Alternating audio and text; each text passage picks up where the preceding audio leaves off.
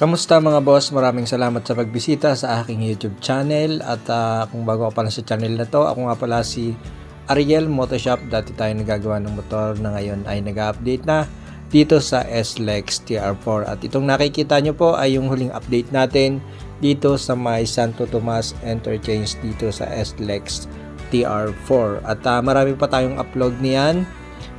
Yung mga karugtong niya mula dito sa Santo Tomas, Batangas hanggang Tayabas, Quezon. Kaya kung hindi ko pa napapanood ay puntahan nyo na po para mapanood nyo. At ngayon naman ay lalabas muna tayo dito sa SLEX TR4 dahil meron pa tayo ibang ina-update dito sa may Alaminos to San Pablo Bypass Road. Panoorin nyo po mga boss. Okay din to, dagdag kaalaman din to na pwede nyo daanan pagka kayo ay pupunta ng Quezon.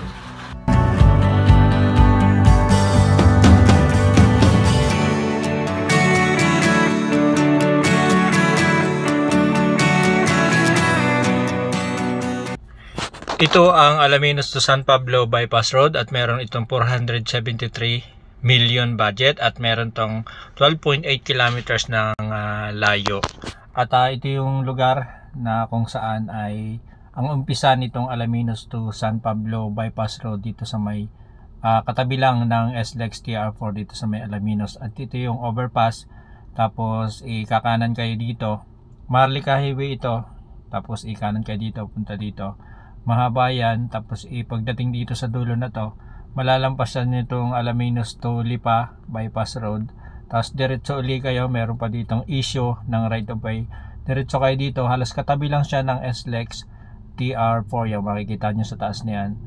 Tapos dito sa banda rito, meron pa ditong issue ng right of way, nasa na yon, hindi na makita, banda rito lang. Ito. Yan.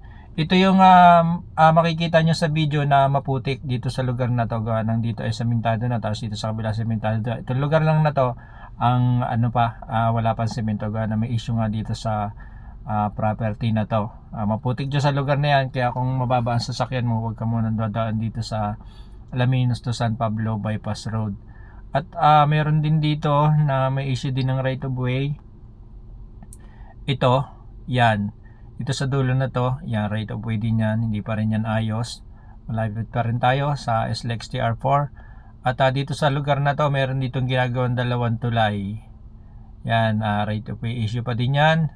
Tapos dito, tapos ito, hanggang dito. Dire-diretso na yan ng, dito din sa may expressway, magkocross yan dito hanggang sa makarating ng San Vicente, San Pablo, Laguna. At ang i-update lang natin ay hanggang dito lang sa lugar na to, itong wala pang guhit na to. So panoorin nyo na lang mga boss para makuha nyo yung buong detalye. Dahil medyo uminit ngayon, ang lagay ng panahon ay magabok, at dahil magabok, nabawasan yung tubig diyan dito sa ating dadaanan ito. Pero nung mga nakalipas na araw, siguro 2 days, ay itong lalim na to, gano'ng kalalalim yan, ay puno yan ng tubig. Kaya yung mga kutseng napapadaan dito, naliligaw dito, ay lubog sila. Nakakahawa. Kaya kung sakaling nag-uulan, tapos mapapadaan kayo dito sa bypass road ng Alaminos to San Pablo, ay magdalawang isip muna kayo, lalo't mapapanood nyo itong video ito kung kailan nyo man ito mapapanood, ay di bilangin nyo na lang yung araw kung kailan. At baka mamaya matagal na pala itong video kong ito, tapos hindi kayo madadaanan na pala. Pero ngayon, sa ngayon na kaka-upload ko lang itong video ito, ay sadyang parang palaisdaan, ang daming tubig.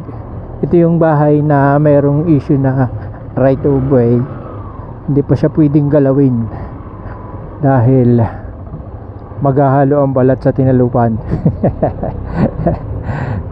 Hirap ang galawin yan. Ayan, kita nyo naman yun, yung dinaanan nating isa na malalim, tapos ngayon meron uli, ay sadya namang pwede na magpatubog diyan ng kalabaw. Gustong gusto yun ng kalabaw Oh. Kaya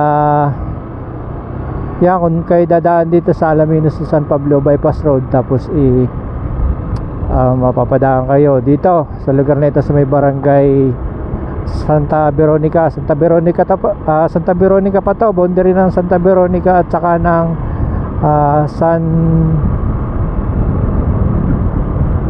San Miguel, hindi, San Rafael. Yan, Santa Veronica at San Rafael. Huwag muna kayong dadaan lalo't lalo't mababa ang inyong sasakyan. Huwag muna. Wala akong face mask, yari ako sa gabok. Naman na.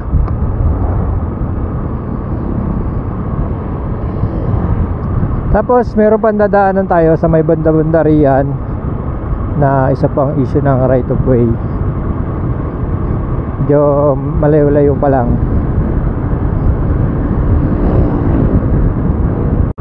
Barangay Santa Veronica pa rin. Ito sa may tulay.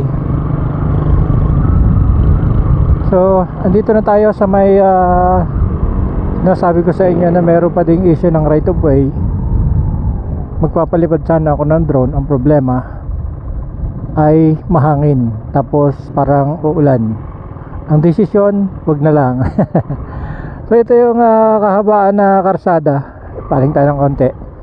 Yan, ito yung mahabang karsada na galing ng Alaminos. Tapos pagpaling natin dito sa kabilang ito ay putol na yan. Dapat yan dire-diretso papunta doon. Ang problema nga ay meron pa siyang issue ng right of way. Yung diretsong yan, ayan yung tinutumbok. Kaya ngayon dadaan tayo dito sa gilid niya.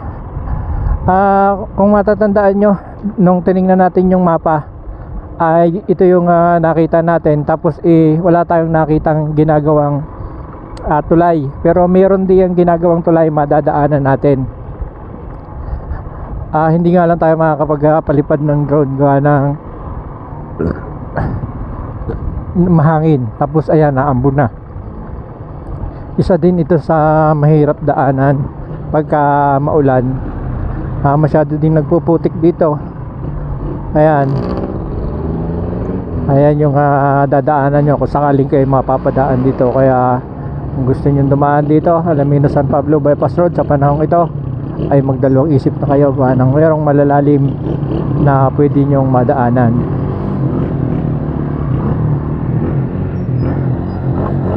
Kahirap kayo diyan.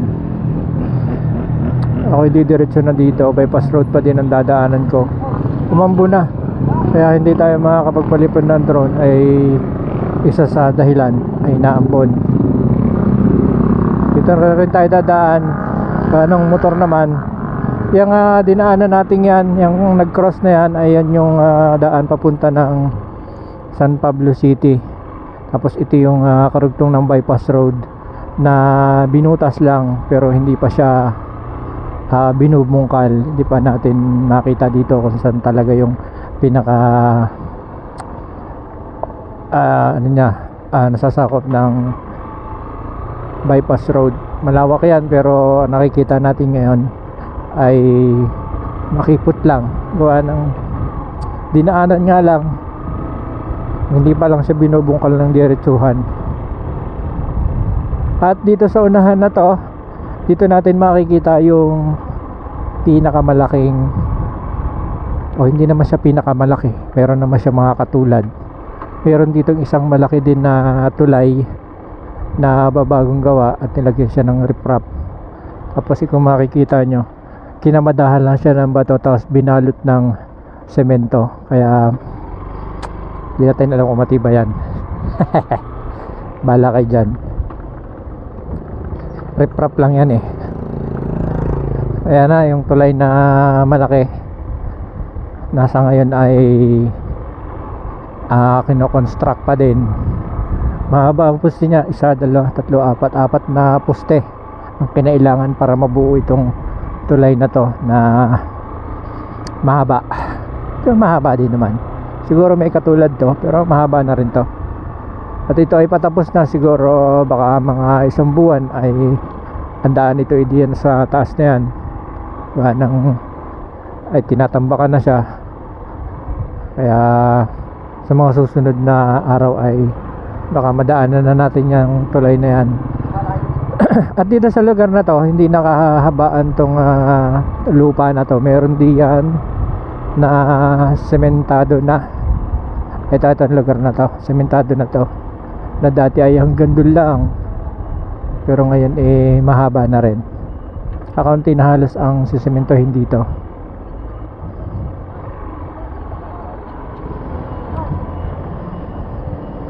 Yan yung sinasabi ko sa inyo na babagong semento, na dati ay masemento nito hanggang doon lang sa may bandaron. Tapos meron pa tayong isang sisiliping tulay kasamahan din ito. Kailangan din tapusin yon para magkadugsong-dugsong na itong bypass road. Pwede bandar yan. Nako, yun lang. Mga boss, pasensya na kayo, hindi ko na maitutuloy itong video ito. Gawa ng habang tayo ay nagbablog, kita nyo naman, basa-basa yung lente ng ating camera. Ay inabot na ako ng malakas na ulan, kaya hindi ko na naituloy dun sa isang tulay.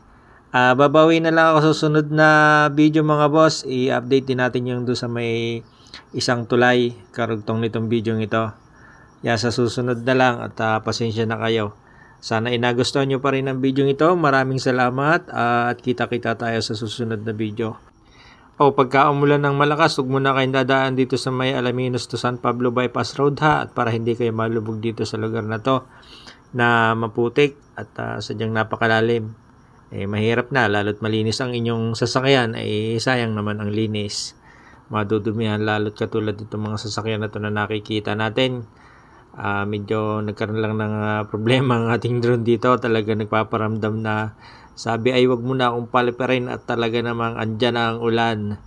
Kaya ayan, ang nangyari ay ito yung ating vlog dito sa Alaminos to San Pablo Bypass Road. Kaya maraming salamat mga boss sa panonood ng video ito.